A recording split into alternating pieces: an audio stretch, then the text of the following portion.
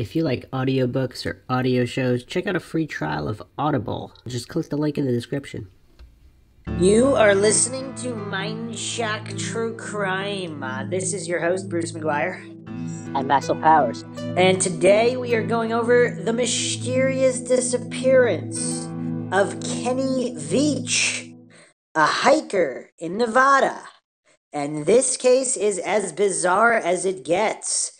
We have possible government conspiracy and cover-ups at secret government bases, aliens, strange interdimensional gateways, possible monsters, or possibly just a hiker who got lost and succumbed to the elements outside of the range of searches. Once again, if you like the podcast, you can donate to our PayPal. Check the link in the description. Make sure you subscribe to the channel. Hit the bell for notifications. If you like the video, hit the like button. Feel free to share it across social media platforms like our Facebook page. You can also check us out on Twitter, Reddit, Patreon. All right, Maxwell, what do you think?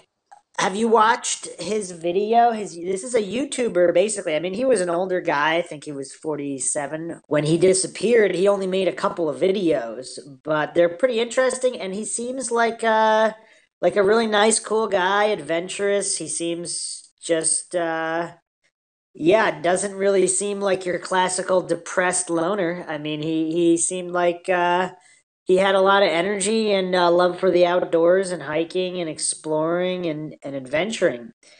Did you watch his M Cave hike video? Yeah, I skipped through it. He ran to a couple of goats and he picked up some pine seeds that were really sweet and uh, gave some survival lessons. And then, All right, so let's go over the details of the case, and then we'll break down what did or didn't happen. This is a write-up from True Noir Stories, and this is the best write-up on the case, including all the details. It's called Searching for a Cave in the Desert, The Strange Disappearance of Kenny Veach. This was posted August 4th, 2017. It includes most of the available details on the case, and then I'll go over a couple other things as well. On Monday, November 10th, 2014, Kenneth Lee Veach, known by family and friends as Kenny, told his family that he was going on a short overnight trip into the Sheep Mountains in Nevada. And one quick point here, the Sheep Mountains of Nevada, we're not talking a million miles from civilization. This is 20 miles north. This area is 10, 20 miles north of Las Vegas. So it's not hundreds and hundreds of miles away from civilization in the middle of nowhere. Some people think the exact area he went missing in. There's some theorized areas. We're looking at something that could be as little as 5 miles from a road, which is a lot in the desert, but it's not 50 miles, 100 miles out of civilization. So when I first started looking at little excerpts from this case, the mystery factor of the middle of nowhere is not quite there. Yeah. So, and then there's military bases around as well. So the 47-year-old hiker then headed out and never returned home. Kenny's disappearance was as unceremonious as his exit, and few concrete clues were ever found. However, the truly bizarre aspects of the story begin not with Kenny's November 10th hike, but a little over a month earlier. All right, so Kenny Veach was, like I said before, he was a YouTuber. He made a couple of videos. He was into survival and all of these things. He was also kind of a very adventurous hiker. He would bring food, water, provisions, but he wouldn't like to use them. He'd like to see how long he could go without using them. He never used GPS. So for some people, this seems like a recipe for disaster that he would, just go missing. And they did find his cell phone, but they didn't find any tracks away from his cell phone in the search and rescue. Another bizarre thing about this case is how little media coverage there was. I mean, there was almost nothing. And that kind of sparked conspiracy theories that he didn't even exist, and this whole thing was some kind of weird hoax or psyop. So, I mean, even in the Elisa Lam case, there are people that think that. Do you remember going over that or no? yeah, people, I don't know. I think it's just human. Like, they go through, I don't know, they just have wild imaginations. I mean, I have my own imaginations and guesses, and they just kind of buy into it hardcore. I don't know why, but I mean, I think it's good to have theories and even play around with it too. But you know, to believe in it fully without any evidence is just ridiculous. But I don't know. Some would argue the opposite. If some would argue that if there's no real evidence that these people really existed or there's a long history of their existence, why would you believe they were real people and not made up identities? Well, like I said, you can have a lot of theories. Yeah, but you said it was ridiculous to believe that these weren't real people. I mean, I didn't say that. I just said that it was ridiculous for people to buy into their own ideas as to what happened, or fully, as if it's belief and true, like as if it's like yeah, but I don't as know. if I don't it's know. as real as this iPhone that Oh, I'm holding. yeah, but I don't know if anybody's going that far. I think people are just questioning, certain people are questioning because Kenny Veach, there's almost no information on this guy. And he's only got a couple of videos. Most of them were uploaded on the same day, I think. And it does smell weird, doesn't it? uh, Maybe he just needed more views. Who cares? What?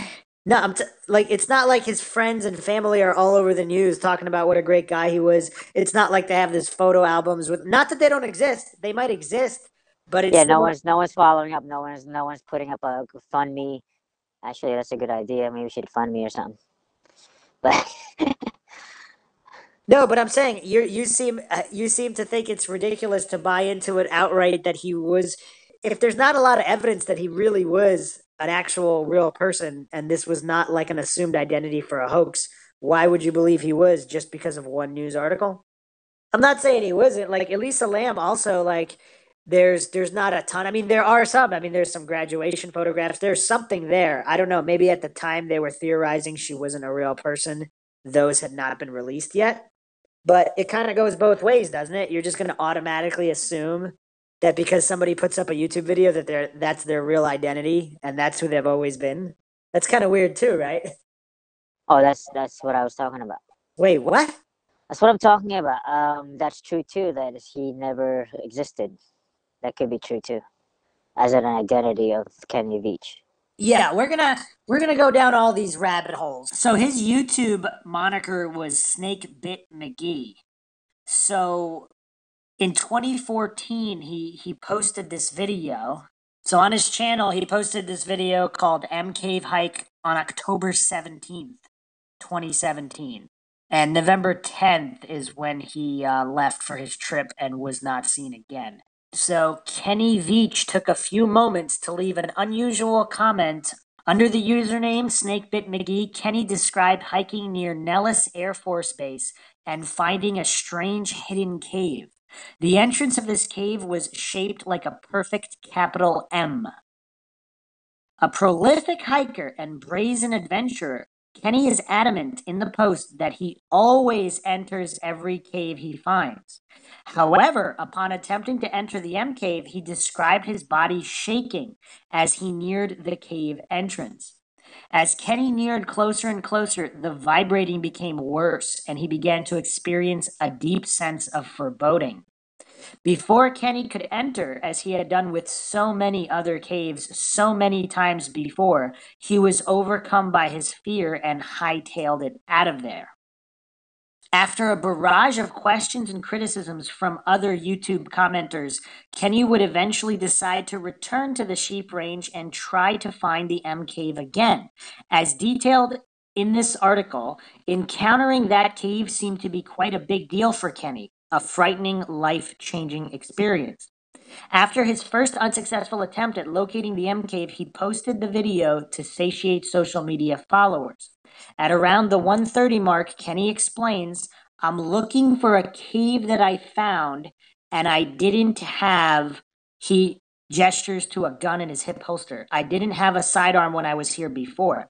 And something about that cave just spooked me. Out of all the caves I've ever gone in, this one just made my body vibrate. The closer I got to it, the crazier my body felt. And it was like, all right, I'm not going to go in there right now, but I'm going to come back someday." He talked to some people on YouTube and told them hey, I'm coming out here, because they kind of called my hand on it. So I don't know if there's going to be anything to it, but it might be interesting. If I can find it, I've got to relocate it, and this is a big mountain range I'm in. The cave's shaped like a big M. It's a big cave that looks just like a gigantic M, and it's about as tall as I am and kind of narrow. And it's stuck on the side of a mountain. So I hope I can find it again. If I do, I'm going in there. I'm going to put on my light, take my gun out, and walk in there to see if I find anything. We'll see. Kenny also at some point allegedly commented the following: the region that I cover is vast.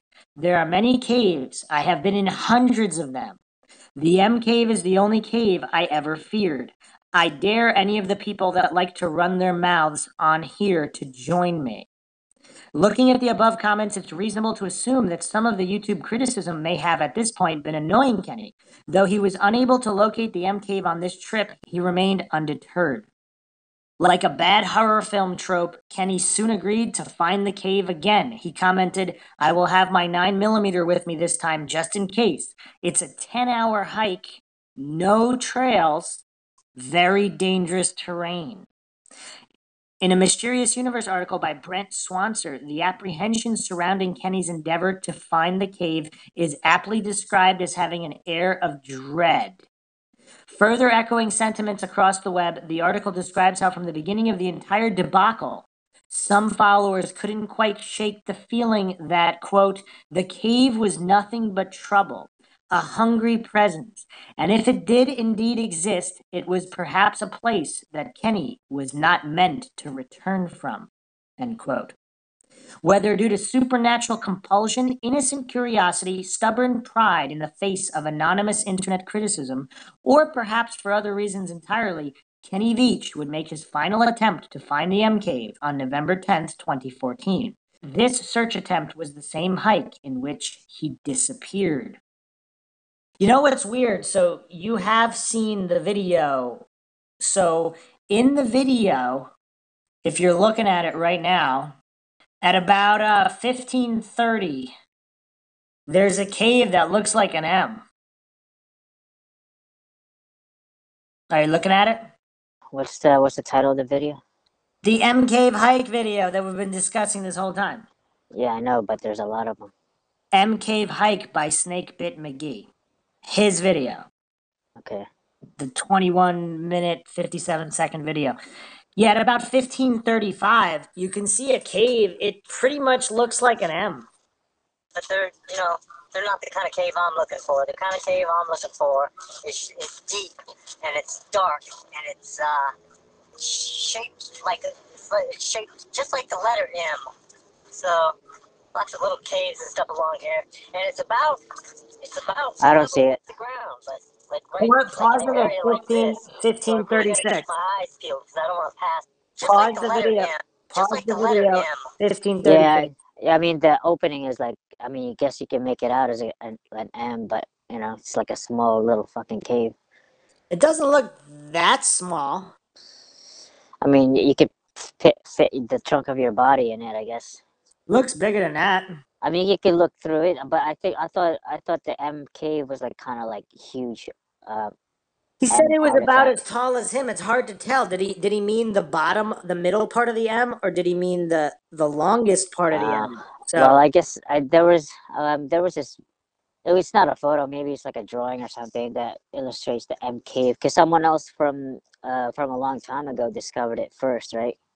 no, they didn't. That's your made up story that I couldn't find. Oh, no one. So no one discovered an No, M cave no, I don't know where except you for him. got that. Yeah, I don't know where you got So that it's, correct. so Kenny Veach is the only one that ever saw an M cave in the In that history in of this that planet. in that area, no one else. There's no information anywhere Oh, of anyone else finding it. huh. Hmm. So for me, that looks exactly like an M. So some people think this whole thing is a hoax. So if he wasn't meant to kind of show it, I don't know. And so, or Yeah, some but I people, don't think it's that, because if it is that M cave that he was talking about, he would have walked towards it and crawled into it. unless he didn't realize that that was the M cave. That's what I'm trying to get at here.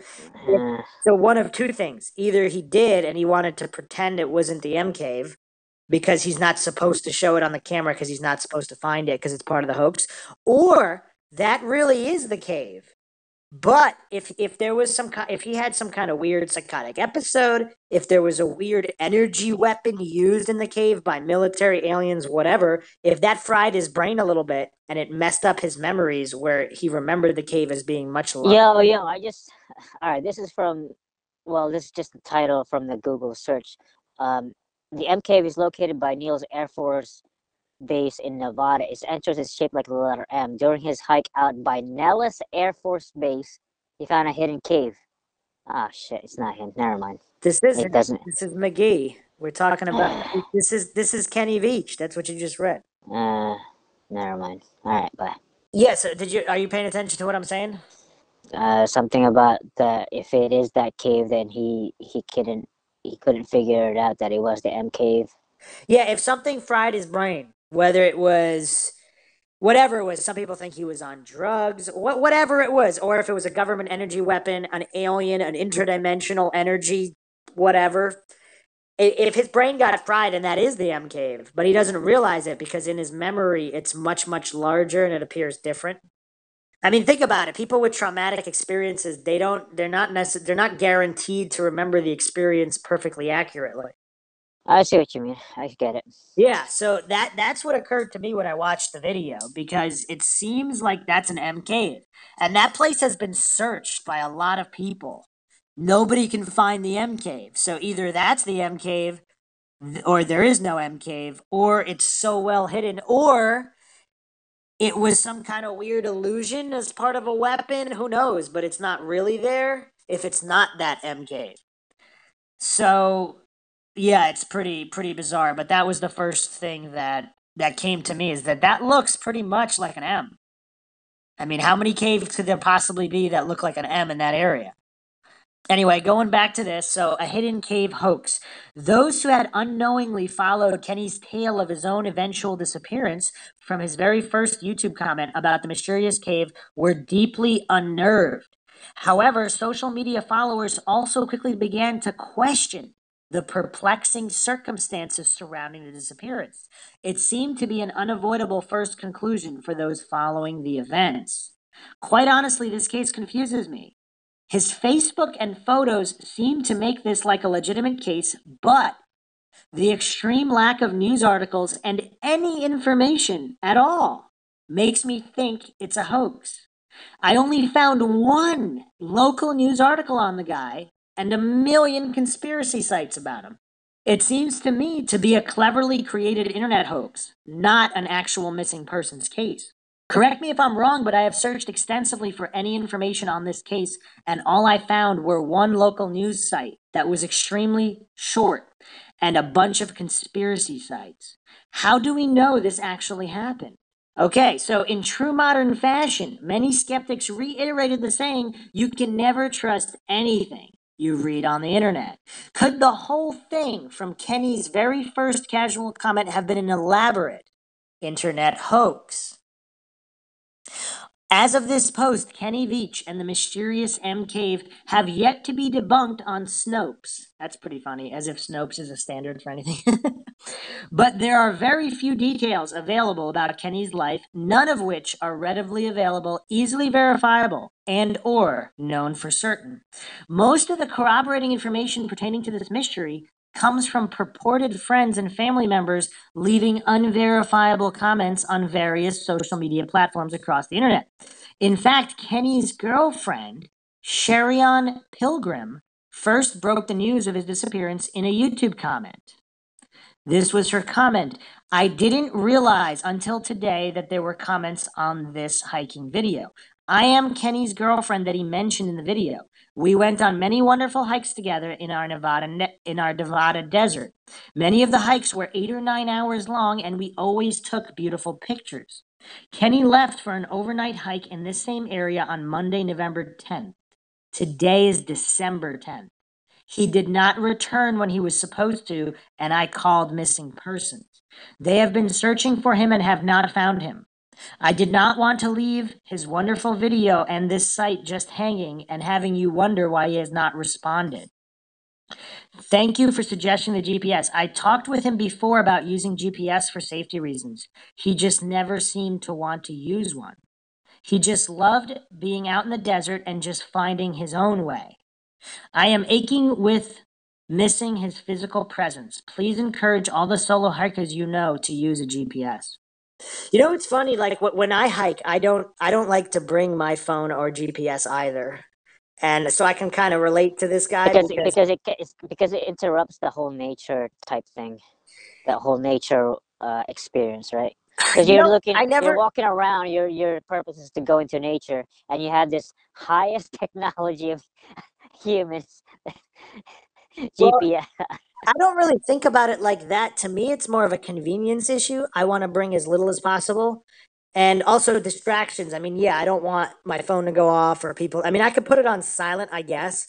But in general, I guess it's kind of dumb. But for me, I always bring as little as possible. So I don't. Yeah, I'll bring food and water depending on the length of the hike. But in general, I don't like bringing extra.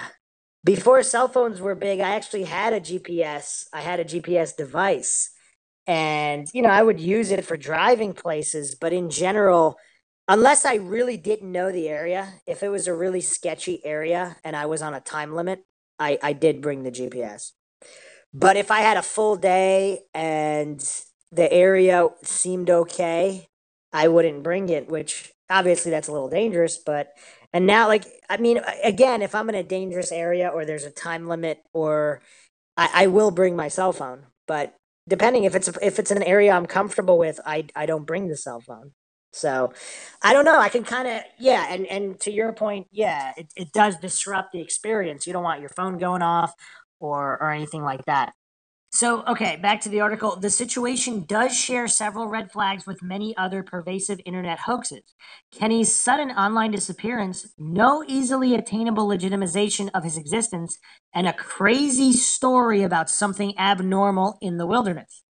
Kenny only ever uploaded the 5 following videos to his YouTube account, and they are all very odd. Handsome Cowboy sells himself with his home, posted September 2nd, 2014, 1 hour, 5-minute duration. Quirky and Shark Tank submission, new improved TP holder, posted October 17th, 2017, 1 minute, 17-second duration. Glolar Bear, posted October 17th, 2014, 3 minute, 13-second duration. Shark Tank submission, posted October 17th, 2014, 8 minute, 8-second duration. M Cave Hike, posted October 17th, 2014, 21 minute, 57-second duration. So 4 out of 5 videos were posted on the same day, a few weeks before Halloween. All of the videos except the M Cave search are centered upon him selling something, his house, a product, or an idea. You know what is weird? I actually didn't even notice this before. The other videos are all posted on the same day as the M Cave hike video. Is Hmm. that kind of weird or no? Hmm. Wait, which other videos? I just said them. The other videos that were sent the same day as the MK. Well, I don't remember. They were just inventions and stuff. And then his other video where he's selling his house with himself is September 2nd. So more than a month before, he uploaded an hour video, and then October 17th he uploads 4 videos, and then nothing ever again. I mean, they get shot at other days. He just didn't have time to upload them all. Yeah, yeah, yeah. Because I would probably batch my own work too like that. Like I'd be like, ah, man, I'm too busy. I'll just do it in 1 hour tomorrow. Yeah, that's pretty interesting. He is wearing different clothes in the videos, so yeah, he probably did batch them. Okay, Kenny's first video is of him attempting to sell himself along with his house. He proposes the idea of purchasing his abode as a vacation home, but also allowing him to continue living in it as a caretaker. Another video is that of the failed M Cave search. The 3 remaining videos appear to constitute Kenny's attempt at submitting ideas to the popular television show Shark Tank. However, it appears that submissions to Shark Tank are accepted via email applications. If Kenny were serious about getting these ideas on Shark Tank, it is likely that YouTube videos alone would have not been considered an actual submission by the production company. In addition, media did not seem to heavily feature the disappearance. An unresolved disappearance in the Mojave Desert, combined with the kind of paranormal backstory that would make conspiracists everywhere jump up and down, would have seemingly made more than a few headlines. Editor's note: it bears noting that after extensive scouring of the web, True Noir could locate only one local news story and a poorly transcribed news segment featuring the disappearance. This may make Kenny Veach's disappearance the least reported on mystery by legitimate news organizations. To me, that's one of the most bizarre things, too. Can you imagine? I mean, most missing persons disappearance, they have extensive coverage time of, and then every year on the anniversary, they have extensive coverage. Why is there nothing on this guy? I mean, it seems like probably the best one to interview is the girlfriend and like try to get his background. Like, I don't even I don't know. forget interviews. Why no news stories where like, oh, Kenny Veach still has not been found. Like search efforts continue. If you have any, Oh, like as extensive as like there's more no murders. coverage. There's no coverage. Or even any kind of those true crime shows. They always feature these kind of bizarre disappearances, with or without interviews. So it's really bizarre. I think that's crazy. But let's continue on here. Kenny seems proficient at YouTube, but it's understandable that a 47-year-old outdoorsman may have not fully grasped all of the intricacies of modern internet culture. And regardless of anyone's suspicions, the following details are true. Though rare and hard to find, there are legitimate local news reports which feature Kenny Veach's disappearance and the resulting search efforts. This is an article from Channel 3 News, Las Vegas. Cell phone of missing hiker found near abandoned mine shaft. This was posted Saturday, November 22nd, 2014.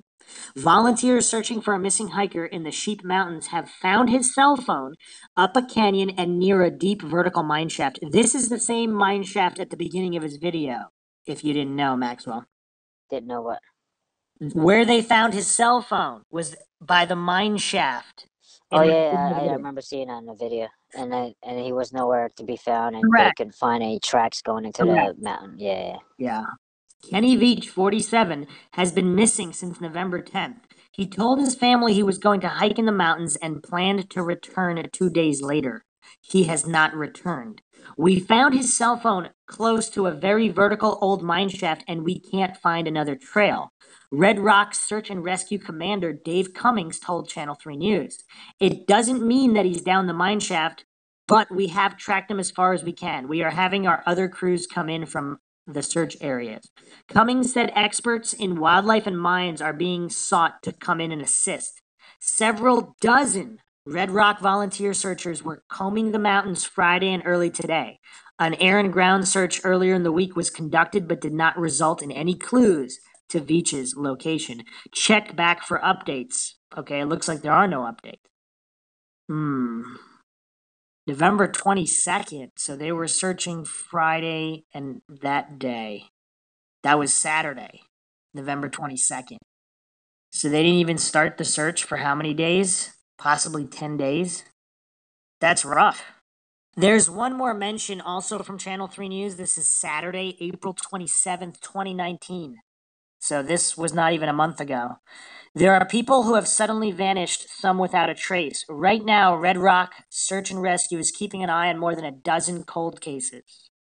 So they mention a couple of other cases, and then also Brian Zink, who's with Red Rock Search and Rescue, stated that Zink said recently volunteers were out looking for Kenny Veach. The hiker went missing nearly 5 years ago. He says it's one of the oldest cases the group has been working on. His hope is to give families of cold case missing persons the closure most are desperately waiting for. We go out there just so that we can help solve the mystery and so that we can give answers to the family, Zink said.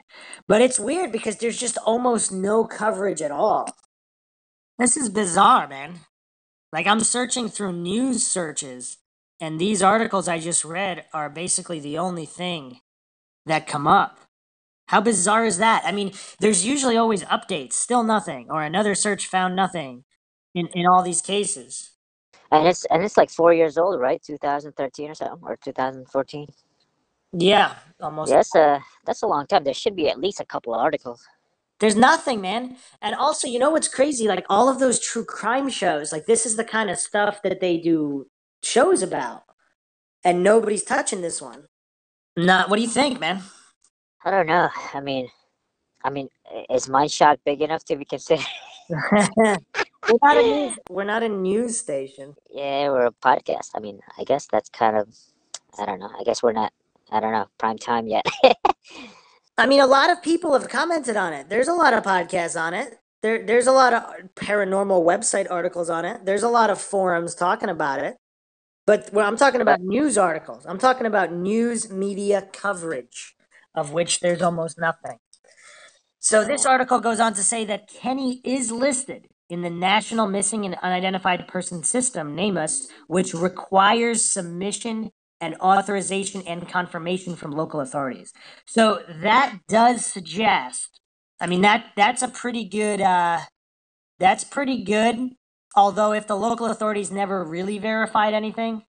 So he's listed in NamUs as Kenneth Lee Veach, white male, Caucasian, date of last contact November 10th, 2014, missing from Las Vegas, missing age 47, current age 52, height 5'8", weight 140.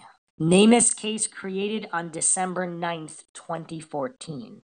So he was last seen at a movie theater in Las Vegas by other people. And then he called his ex-girlfriend, advised her he was going to go camping. He has not been seen or heard from since. So yeah, I mean, again, if the police just took the word, I mean, I'm thinking they must have had some kind of documents. And he must be, does he have a driver's license? So he drives, because I believe it was referenced that he parked to go hiking. So yeah, I mean, it does seem like this is a legitimate individual, unless all of that's fake. According to a transcript of a local news broadcast, though the actual broadcast could not be located, Kenny's daughter, Victoria, made a public plea for assistance, stating, "Knowing my dad, I'm pretty sure that he probably just hurt himself and he just needs help and he's stuck and needs help." So that's what his daughter said. And then, of course, Red Rock Search and Rescue's official Twitter also said a search was performed.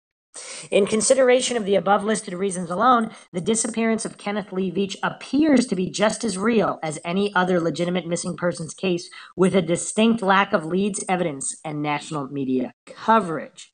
YouTube videos and strange cave comments aside, Kenny was a father, son, boyfriend, human being that vanished without explanation. Coordinates unknown. Considering the hoax theory debunked, one dark question hangs heavily over the mystery of Kenny Veach and the M Cave. What exactly happened to Kenny in that remote span of wilderness? According to the only news report, searchers with Red Rock Search and Rescue discovered Kenny's cell phone placed near a mine shaft. Placed. They didn't say dropped. Placed. No body, clothes, or other belongings have ever been found. Red Rock Search and Rescue tweeted, "Kenneth Veach was not in the mine. We have track and new leads." They posted that November 23rd, 2014. So that was the day after the previous article that I read about finding the cell phone. So Red Rock Search and Rescue Commander David Cummings said, "We found his cell phone very close to a vertical old mine shaft. We can't find another trail. It doesn't mean that he's down the mine shaft, but we have tracked him as far as we can. We are having our other crews come in from search areas." Dave's comments bring to mind a few moments in the beginning of the M Cave hike video. Kenny pans down an old and dangerous looking shaft, saying, quote, "This is kinda iffy. I'm gonna step on this thing. It's very old, but I'll just show you down inside that hole goes way, way, way down in there. If you fell, that'd be it. You'd be a goner. It's a long way." Although they did search it and they said he wasn't down there, so I don't know. Regarding the discovery of his cell phone, Sherrion Pilgrim, Kenny's girlfriend, who first commented that Kenny had gone missing, later also revealed the following. The phone looked like it was left on the ground by the mine. His pockets were deep. He would always wear military pants to hike in. They have very deep pockets. Yes, it is very odd that nothing else was found. No sleeping bag, no backpack. What do you think, Maxwell? Is that kind of weird? Yeah, no backpack, nothing. Apparently, yeah, he also did not bring his video camera. So if he was looking for the cave, he said he brought his gun, but if he was looking for the cave, he wasn't even planning on filming it. That's another Yeah, detail. yeah, that's messed up. That's another detail for me, one of the biggest in the case that seems very strange. Because he's out there to prove to the world that he's not lying, and then he doesn't bring his camera. Like, what the hell is that? Yeah. So yeah, some people think he committed suicide or he just escaped from his life. If he's trying to escape from his life, is he going to just leave the cell phone there? The other thing that, of course, is weird is he leaves it right by the mine shaft where he was filming that video. Another bizarre detail, but okay, so here's the full post from Sherry on Pilgrim. I am the girlfriend that Kenny spoke of in this video. There are so many posts. I had no idea until a friend let me know. So many people are wondering what happened and guessing different things. You are heartfelt about the sadness around what has happened with Kenny. He has not been found, and I feel that he probably will not be found for many, many months, if ever. I want to share what I know and feel about what happened so that you might bring some closure and understanding in your own lives. Kenny absolutely loved hiking in the desert.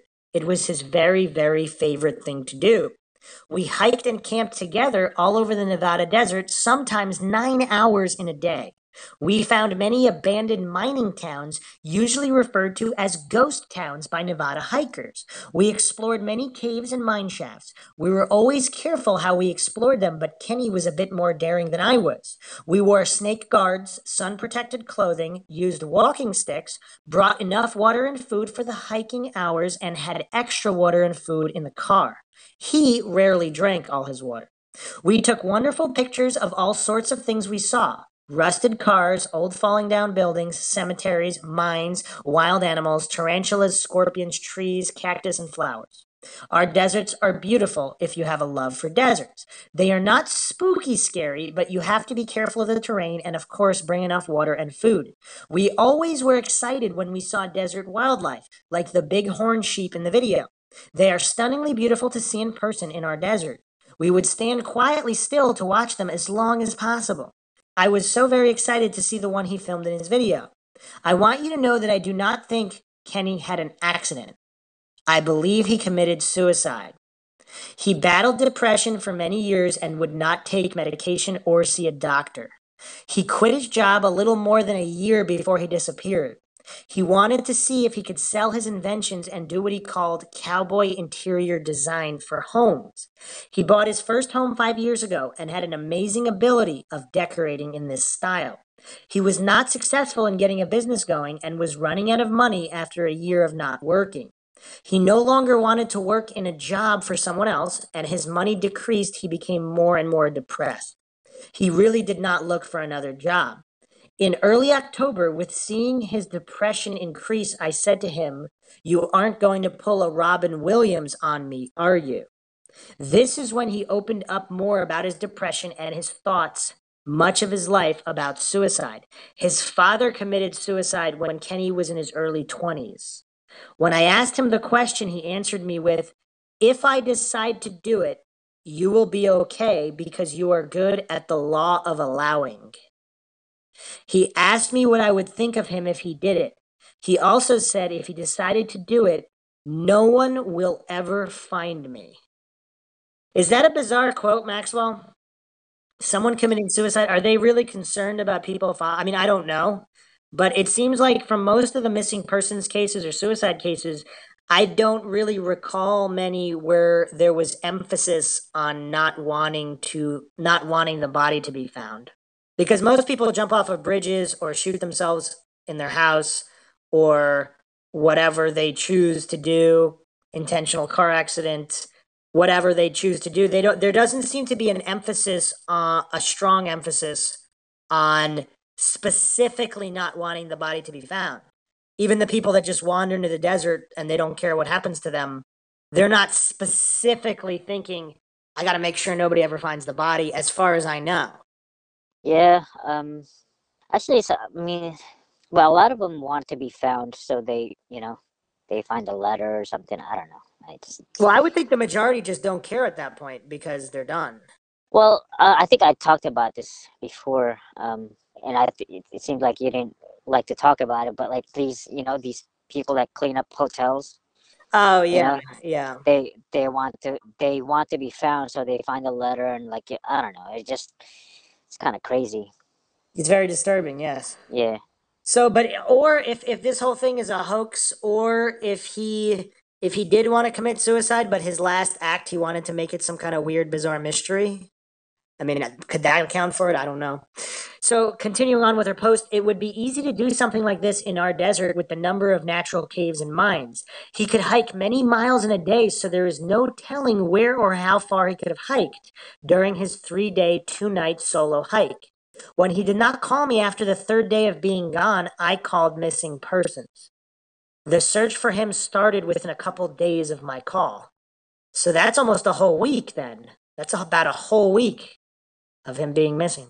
Over 30 search and rescue team members searched 3 different times on foot. One helicopter flyover was done, and there was no trace of Kenny or of any of his camping things. They found his car in the area I told them it would be. They did find his cell phone by the mine shaft in the video. The mine shaft was only about a 4 hour hike from his car. It is my feeling he left it behind so that he could not be tracked from the GPS in it. He also did not take his video camera with him on the solo hike. It was left in his home. So he had no intention of filming anything. I share this with you for 2 reasons. First, so that you have more of an understanding who Kenny was, and to bring some peace or understanding to the situation. Secondly, if any of you do decide to go out into our desert to look for him or the M Cave, be careful and bring enough food and water. Walking sticks are a good idea, and not doing a solo hike. Bring a GPS and make sure that you have let family or friends know that you are heading out for the hike, where and when you will be returning. A search really can't be on a 1 day hike. You would be repeating much of the same hike, just getting up the mountain and then be left with not many hours in the day to do the search. You would need 2 or 3 days at a time, and in the summer or even late spring, this cannot be done because of the heat in our desert. You would not be able to carry enough water. So please be careful. I had many wonderful experiences with Kenny and will always remember them and have a place of love in my heart for him and the wonderful things we did together. I am healing from my loss and look forward to new experiences with desert hiking, camping, and taking beautiful pictures of our desert. Enjoy your adventures of life, and thank you for the kind, loving comments sent my way. Much love, Sherian. Okay, so she seems to think it was suicide. So what are the logistics here? He left his car 4 hours from the mine shaft where his cell phone was found. And then it's another good number of hours, at least what, 4 or 5 hours from the shaft to the possible M cave? Because we're talking full day hike yeah. here. What are the logistics? I mean, if we're talking starting a new life, does that mean he would have had to have another car ready somewhere else? He left this out. I mean, talking logistics, it does seem kind of strange, and there's no tracks to or around the mine shaft, but they checked inside the mine shaft. Does that mine shaft have other connections that are not visible? Is it possible there's different shafts down there? And he climbed through one either to commit suicide or to get to another area and escape his life. Because there doesn't seem, I mean, although again, if they didn't find the cell phone until more than 10 days after he disappeared or something around there, maybe there were tracks and then they got windswept or whatnot. I don't know. I'm not an expert tracker how long tracks last, but the whole thing seems kind of weird, right? Yeah, Do you yeah. have any theories thus far? No. That's alarming. You got nothing. Well, I don't know. It's just, I mean, I don't know. It's possibly suicide. I mean, and the girlfriend is like was really close to him, so she has some intuitions about the whole situation. So I don't know. That doesn't mean they're true. Yes, exactly. But like I don't know him, and she knows him, and if there's anyone else to trust, or like at least lean towards a theory that would be it. Okay, so So here's what I really wanted to talk about. The black and white fallacy that if someone is suicidal and they're going to commit suicide, how does that magically mean that they weren't killed by an animal, killed by a serial killer, or something else happened to them? It's like, does the universe magically know, oh, if they're going to commit suicide, that means that nobody's allowed to kill them. That means they're not allowed to have a separate accident. They're not allowed to have any kind of paranormal thing happen because they're going out there to commit suicide. I mean, that's just such a bizarre black and white fallacy that I see everybody fall for online and when discussing missing persons. Even in the Maura Murray case, like if she's going up there to New Hampshire to commit suicide and someone else kills her, just because she was going up to the commit, obviously that's not what I think. I think that's the least likely scenario. But even if that was true, you're gonna just stop the investigation because that magically means that serial killers are just not allowed to kill people that are trying to commit suicide. Like they magically know they're going to commit suicide. And even if they do magically know that, if the serial killer wants to get the pleasure from killing somebody, they're still going to want to kill the suicidal person before they kill themselves. So how does yeah, someone being suicidal magically mean that that was their ultimate fate? there's some good points there. I mean, anything could happen. So even if the ex-girlfriend is correct and he was suicidal and he was going there to kill himself. Here's the other thing, people change their mind too, like when someone's standing at the top of a bridge or they survive a suicide attempt, they regret it. But just because someone intends to commit suicide doesn't mean they actually go through with it. There's so many variables to just write it off as, oh yeah, he committed suicide. That just, it seems kind of illogical even if he was going out there with those intentions. Now, what could the M cave be? If this is some kind of interdimensional gateway, could he have stumbled into it? Yeah, So your number one theory right now is suicide, and he's in some kind of undiscovered mine shaft, and his remains may or may not be found.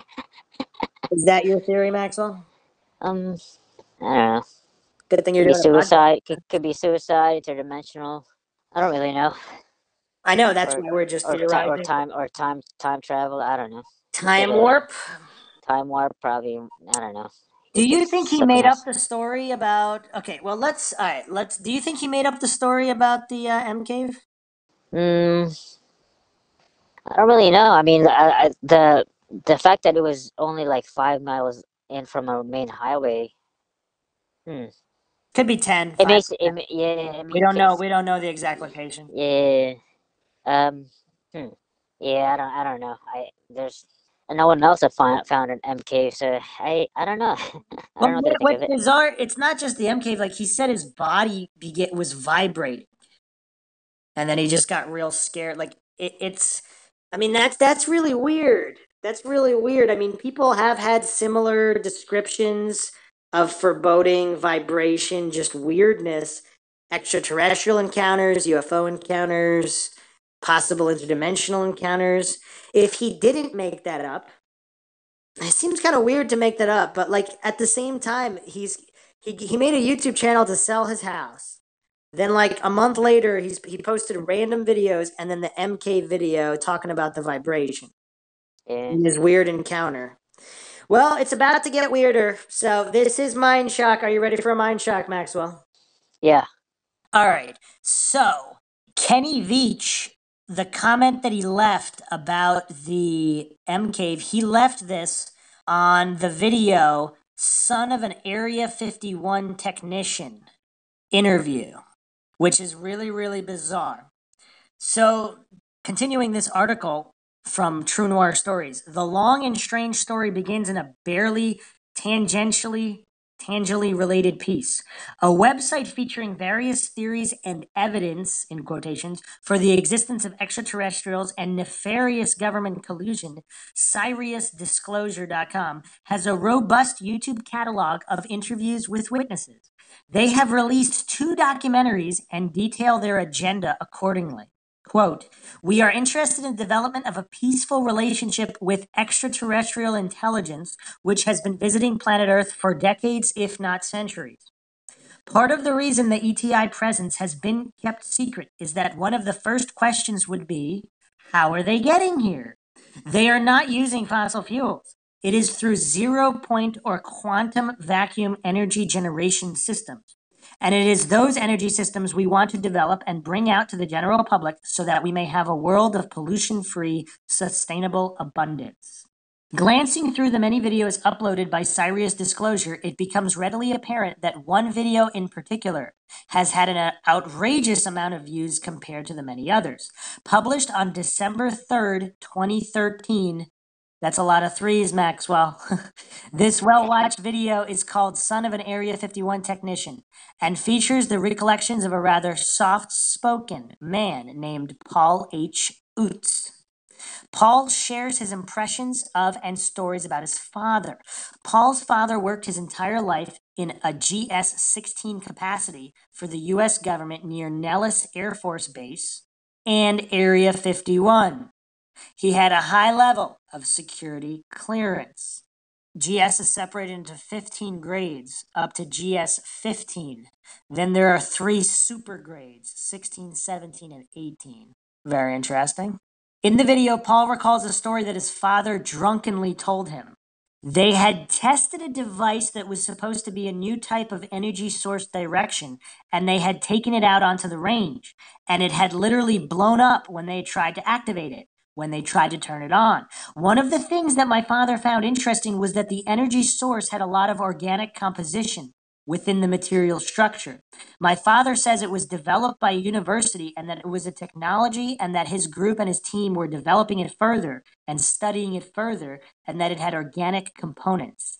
It was almost like it had a consciousness. That's pretty creepy.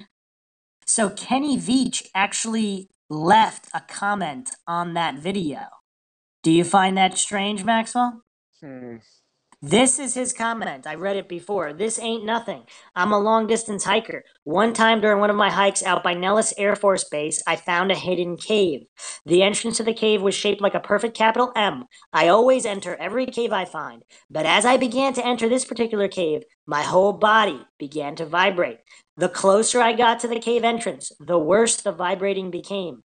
Suddenly, I became very scared and hightailed it out of there. That was one of the strangest things that ever happened to me. So he saw this video about the the son of an Area 51 technician and actually commented on it. That's pretty bizarre, is it not, Maxwell? Commented on the son of the whatever. He commented on that video of the interview with the son of an Area 51 technician. That's all you got? Well, did the video talked about the M cave too? No, oh man, Maxwell.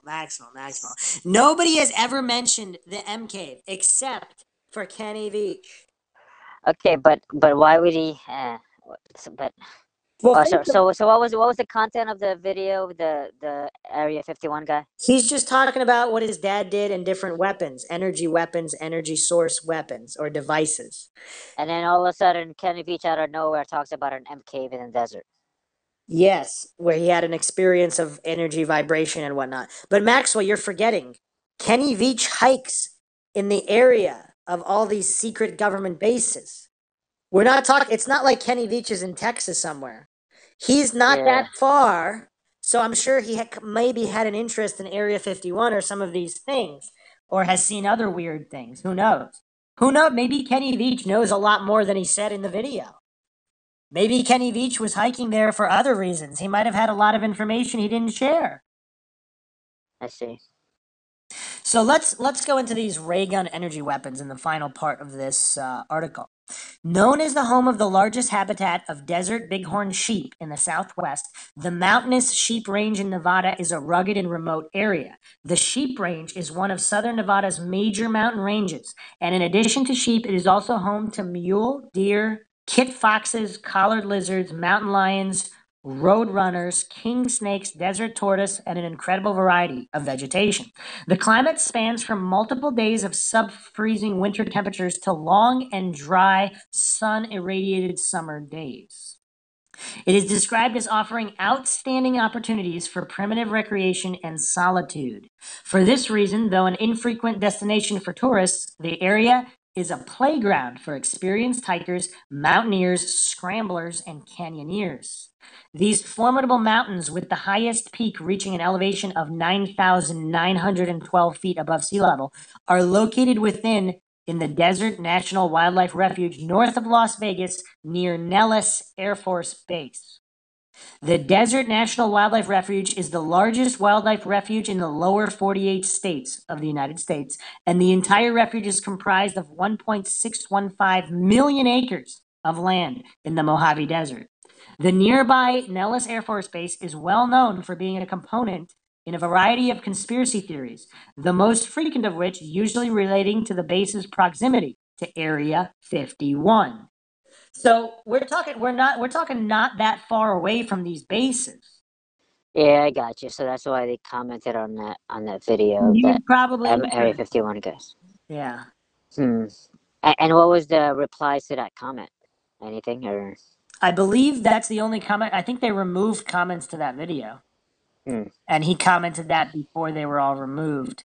So I don't know, but apparently people were telling him to go back to it, right? Because that what prompted him to make his own Or make people the were skeptical. Man, you didn't find shit. Your body wasn't vibrating. You're a lying piece of shit. That kind of thing. possibly, yes. Yeah, comments are disabled for the video. Son of Area 51 technician. It was posted December 3rd, 2013. Yeah. It's a weird. They got tired of the the comments after his comment. Yeah, but that might have prompted this whole thing. People saying go back, find out where it is, all that stuff. So, all So right. it could be anything. So it could be some kind of weird secret government thing, and then they decided to kill him off or something. Or maybe they abducted him and they're using him for experiments.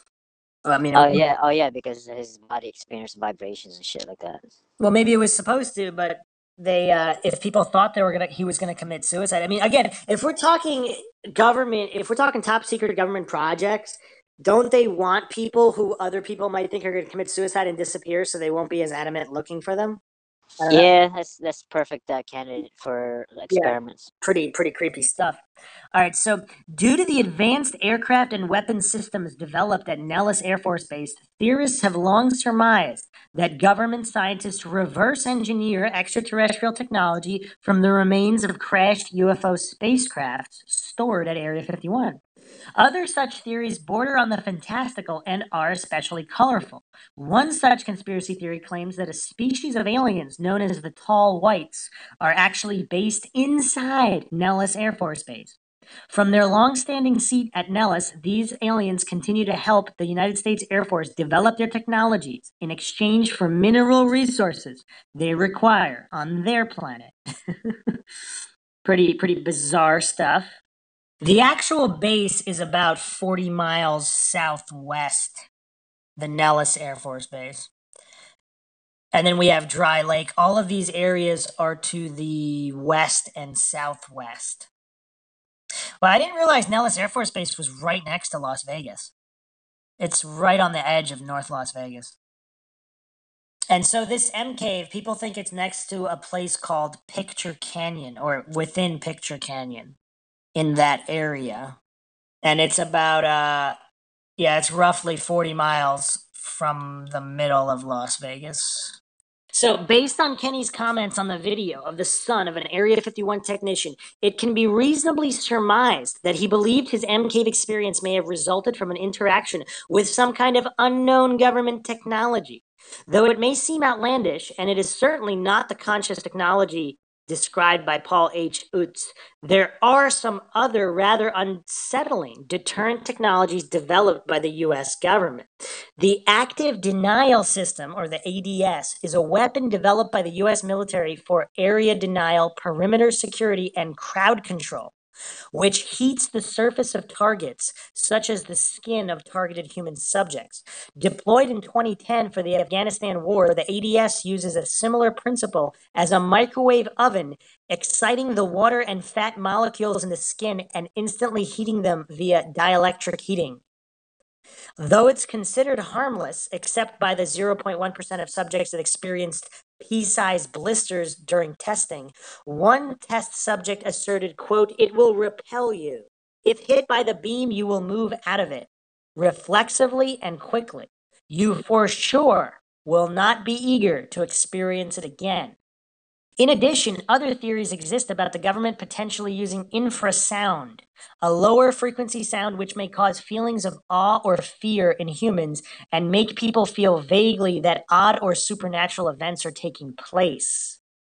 Though this popular science article ensures readers that infrasound cannot be used to induce head explosions, it does make a very interesting and relevant comment. Almost any part of your body, based on its volume and makeup, will vibrate at specific frequencies with enough power. Is it possible that Kenny found some kind of military-grade deterrent system in the Sheep Mountains? Could the M Cave have been the entrance to a secret testing facility? Making a lone hiker disappear after he wandered around the entrance to a government facility on 3 separate occasions is certainly not the most outrageous conspiracy theory plaguing the interwebs. Alternatively, the military covering up the death of a lone hiker after he was inadvertently exposed to a secret weapon seems less far-fetched than rolling out a massive ray gun in Afghanistan. What do you think about that, Maxwell? It's good. You think their likelihood assessment is correct here? Um, It's some kind of secret entrance to a facility, to a test facility that's just armed with that weapon, or they're actively testing the weapon and they figure that 1 or 2 rogue hikers going off trail many miles, nobody's going to miss them and they'll just chalk it up to disappearance in the desert. yeah, I don't know what to think about it. Good thing you're on a podcast discussing it. You know, the infrasound thing, though, we discussed this on some Bigfoot episodes. If Bigfoot or other paranormal creatures or cryptids or interdimensional creatures, if they have infrasound ability as part of their evolution or survival mechanism or just a trait, was there a Bigfoot or some kind of creature, interdimensional or not, that was giving off infrasound when he was approaching its home or nest? It's possible. And the other thing that we have, once again, we can't fall for black and white fallacies here. The other thing we have to consider is if that's true, regardless what happened with the M cave, that doesn't mean he ever found the M cave again. He could have fell down a different mine shaft and never be found, and it has nothing to do with the M cave.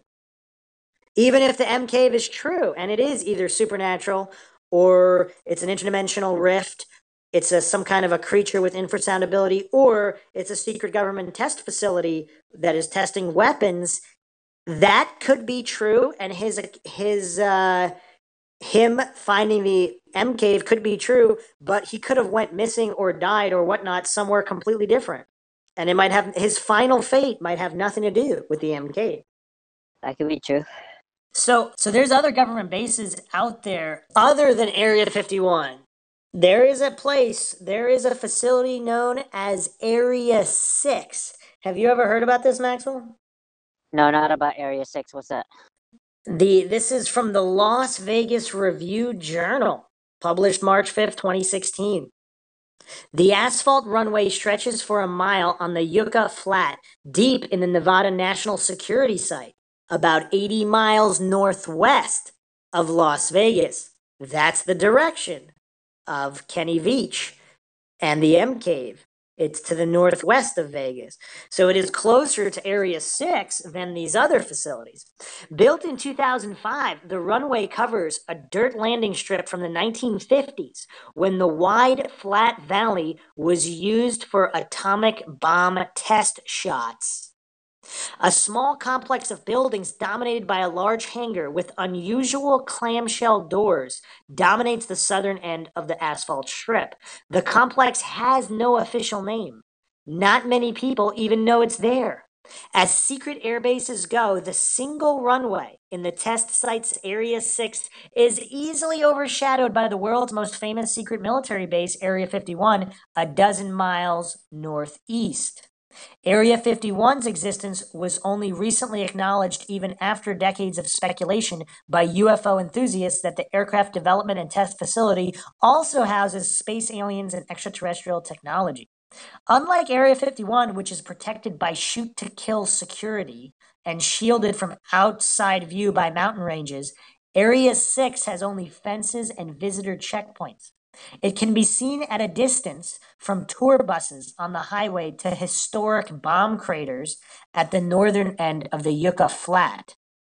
But exactly what goes on at the much smaller and much newer Area 6 is still top secret defense research and development work. It's so hush-hush that the security site spokesman can say little about it. Darwin Morgan, a spokesman for the National Nuclear Security Administration, said that the low-key Area 6 facilities have been used by the Defense and Homeland Security departments. They come here to test their own sensors, he recently said after spending months fending off questions about the Area 6 runway from the Review Journal. Other than a few above top secret forum posts from 2009 and a Wikipedia blurb that cites a 2011 Flight Global story saying the runway is part of an unmanned aerial vehicle test facility, little has been written about the Area 6 runway. Flight Global, an aviation industry website, noted a 5-sentence description of the Area 6 aerial operations facility found in a 7,500-page safety report on the proposed Yucca Mountain Nuclear Waste Project. The purpose of this facility is to construct, operate, and test a variety of unmanned aerial vehicles. Tests include, but are not limited to, airframe modifications, sensor operation, and onboard computer development. A small unmanned chase plane is used to track the unmanned aerial vehicles, reads the report Energy Department contractor Bechtel SAIC prepared in 2008 for the Yucca Mountain Repository License application. The National Nuclear Security Administration is a semi-autonomous branch of the Energy Department. Its Nevada field office, based in North Las Vegas, runs the security site. What it costs to operate Area 6 is difficult to determine. Funding is buried in the Nevada Field Office's Strategic Partnership Program, which was part of the $84 million budgeted for the entire security site in the fiscal year of 2015. Program funding was about 13.5% of the field's office's $622 million total budget that year. The program's activities include research and development of sensors for detecting explosive materials, deadly gases and chemicals, and radioactive sources that could be used in dirty bombs. Biological weapon sources aren't allowed at the security site according to its environmental impact statement. Portable radiation monitors and some sensors used in airports and at ports of entry have evolved from this program. Morgan said agencies in the Strategic Partnership Program take advantage of the security site's restricted airspace to test sensor-equipped aircraft work without public interference or spying from space. We have controlled airspace, and that gives them opportunities to test various types of platforms, he said. Most of the strategic partnership money comes from the Defense Department branches, the Air Force, Army, Navy, Marines, Defense Threat Reduction Agency, and the Defense Advanced Research Projects Agency. That one sounds top secret. We do a variety of work for others, supporting people with sensor development activities, Morgan said. It evolved from the nuclear testing program. We had to have very good sensors to collect data in a split second before they were obliterated. Morgan said the Area 6 runway and its apron were built by Bechtel, Nevada, the site's management and operations contractor at the time, at a cost of $9.6 million. The buildings were constructed over several years and cost figures aren't immediately available. As seen from above on Google Earth, the complex is dominated by the clamshell door hangar and 4 small outbuildings connected by what appear to be covered walkways. 2 small modern hangars and an older one used during atomic test days round out the facility. Morgan said antennas were installed to allow ground operators to control the flight of unmanned aerial system aircraft. Looking for evildoers, the National Nuclear Security Administration has kept Area 6 so low profile that even defense industry experts were unaware of it. I had not heard about it, said John Pike, director of globalsecurity.org, an Alexandria, Virginia-based defense information website. Unless he's lying, of course. But Pike's associate, image analyst Tim Brown, has estimated the hangar complex could hold about 15 MQ-9 Reaper remotely piloted spy planes. Pike said the length of the runway suggests Area 6 is used for small planes or remotely piloted aircraft such as a Predator and Reaper reconnaissance drones. Bigger spy planes, such as the jet-powered RQ-170 Sentinel unmanned aircraft system, are flown from the Tanapa test range by the 30th Reconnaissance Squadron assigned to a Creech Air Force Base wing. It's unclear if the Sentinel or smaller versions would be flown from Area 6, but Pike said the runway is too small for large jets and bombers. Takeoffs and landings would be tight for an F-16, for example, and an F-15 would need an even longer strip for safety maneuvers.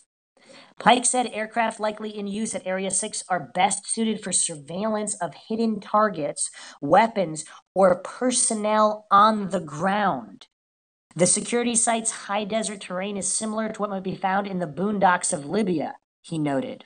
There is a well-founded fear that evildoers are stalking around out there. ISIS and Al-Qaeda, he said of Libya. You have to imagine that trying to develop targeting signatures in this type of mountainous desert terrain, that's got to be a really high priority, not constrained by funding. I can't think about a better place to do it where you wouldn't have civilians stumbling on what you're doing, he said in reference to the security site. So what would stray civilians see if they could stumble in? Pike offers an educated guess. Sensor arrays made up of more than 350 smartphone cameras mounted on an MQ-9 Reaper that can record and archive movements of people and vehicles over an area of about 40 square miles. That's within where Kenny Veach was. It is also known in the unmanned aerial vehicle community as the Gorgon stare, derived from Gorgon monsters of Greek mythology, where gaze was so dreadful it is said to turn a person into stone. While the sensors can't do that, they can keep terrorist targets from evading the sights of U.S. weapons.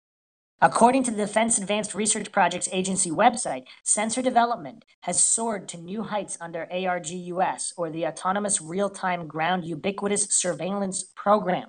The goal is to provide at least 130 independently steerable video streams to enable real-time tracking of individual targets throughout the field of view. The Argus IR system will also provide continuous updates of the entire field of view for enhanced situational awareness, the Defense Tech Agency website says. Pike said improving Argus and similar sensor capabilities might be among the activities taking place at Area 6. The thing you get with Argus is time-lapse photography. If there's a rock out there that's moving, maybe that's a rock you ought to be paying attention to. Maybe it has to do with evildoers. I would assume they have airplanes and UAVs, unmanned aerial vehicles. They're flying around out there to see what they can see, Pike said. If they would let me run the thing, I'd tell them to go out and do the best in terms of infiltration, he said, then turn loose the sensors and see if we could find them play hide and seek. Okay, so a couple things here. This whole area was used as atom bomb test site or nuclear test sites. So is there toxic waste or radiation left over that's maybe coming up from some of these shafts through caves? Did Kenny Veach simply experience some kind of low dose radiation poisoning? That's possible. It's a good theory. And the other thing is, if they're testing some kind of unmanned craft or drones with infrared technology or some other weapon based energy rays, were they flying around? And is that what Kenny Veach was a target of? And he just happened to be in front of an M cave and that had nothing to do with the vibration he felt? That's a good theory too. Yeah, I mean, reading about Area 6 here, I think falling for black and white fallacies would be a mistake. I think we don't necessarily have because of all of these secret bases and secret technologies, I don't think we can say definitively that whatever he felt was connected to the M cave. Maybe that M cave was the one in the video, but because he didn't feel that radiation or the vibration or the energy, he assumed it wasn't. But the last time he was there, he was being the target of some kind of a drone with infrared technology or energy technology or some kind of energy based weapon. What do you think, Maxwell? What's your leading theory right now? Um, mm, I don't know. He went hiking and went through some kind of wormhole and disappeared. So you don't think this technology at this secret air base has anything to do with anything? Oh, that's definitely a possibility. The other thing we didn't really talk about that. What if? I mean, this is more unlikely, but what if it's a Hills Have Eyes situation where there's some like genetically mutated freaks out in the caves and the mine shafts, and they live in the mine shafts, and they killed Kenny Veach from the nuclear test site. They survived, and they're Yeah, mutated human. I like that one. Or it Man, could be you got some movie scripts, man. Like it's amazing.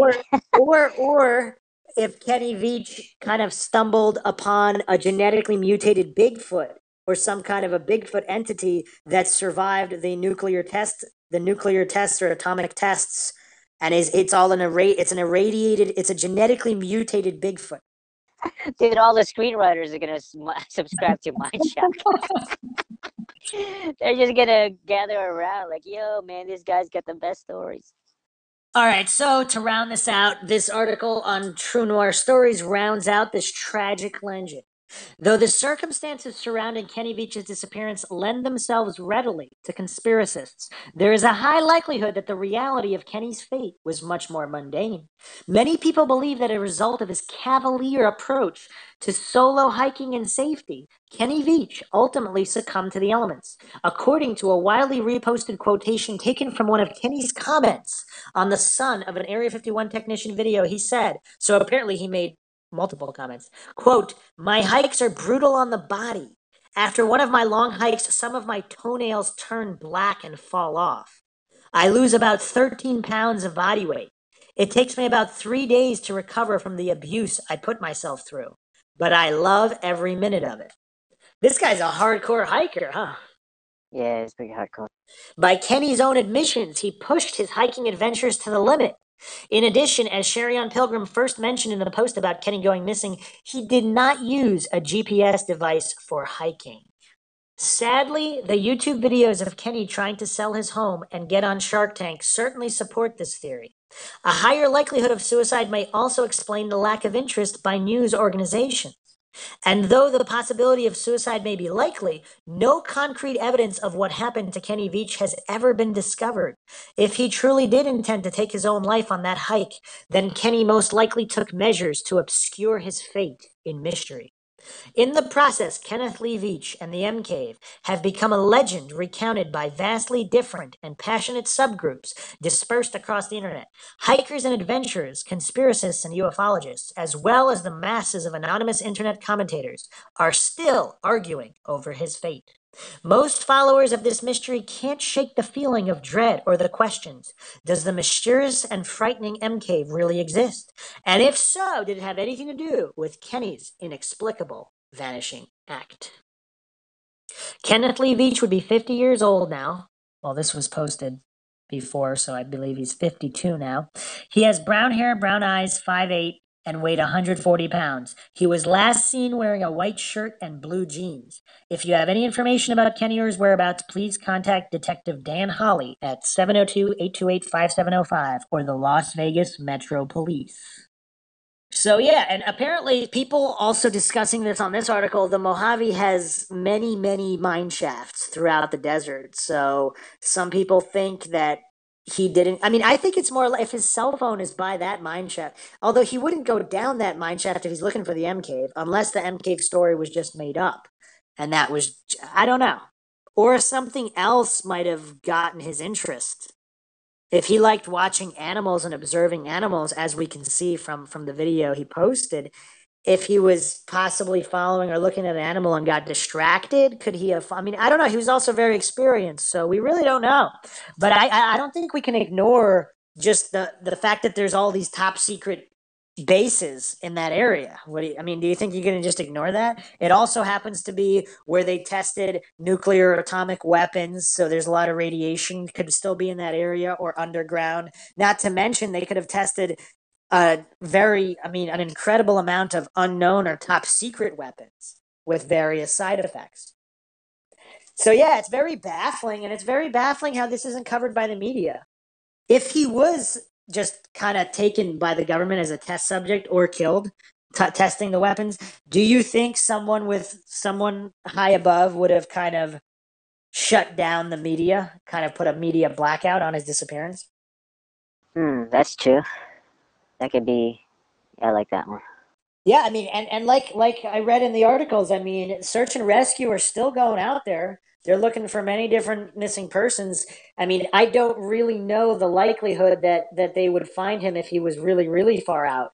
But that's a small win. I mean, the window, like the radius of where he could go. Although, if no one actually saw him go out, if he was last spotted at a movie theater the night before, and they found his vehicle in the parking lot of wherever he started off from his hike several hours from the first mine shaft, from the mine shaft where he left his cell phone. How do we know for sure that Kenny Veach was the one that drove to the parking lot? Yeah. Because he called his ex-girlfriend to tell her that that's what he was doing. So because the last time he was actually physically seen was the night before at the movie theater. It'd be interesting to see if any traffic cams or anything like that picked him driving, and also what was on the cell phone. Because again, this has no media coverage. To go through the cell phone, I mean, was there anyone who kind of, we don't know anything. Did he have any enemies? Did certain people not like him? Did he ever have a dispute with anybody in the previous months before? Because if somebody wanted to make him disappear, I mean, that's a pretty good setup, right? If you have his phone, if he was harmed by somebody, they have his phone in his vehicle. They drop his vehicle where they know he's going to hike. They would have to have known that, of course. So maybe he also sent out a text because he called his ex girlfriend to tell her what he was doing. He possibly might have texted his family as well. So if they have his phone and they harmed him and they know what he's doing or where he's going from, they just drop the car off. I don't know. They would still have to know where he would park, but many, many different things to ponder on another incredibly bizarre disappearance. But we hope you enjoyed another edition of MindShock True Crime. If you like the podcast, you can donate to our PayPal. Just check the link in the description. Make sure to subscribe to the channel. Feel free to share the video. Like our Facebook page. You can also check us out Twitter, Reddit, Patreon. This is Bruce McGuire signing off. And Maxwell Powers. We'll catch you guys next time.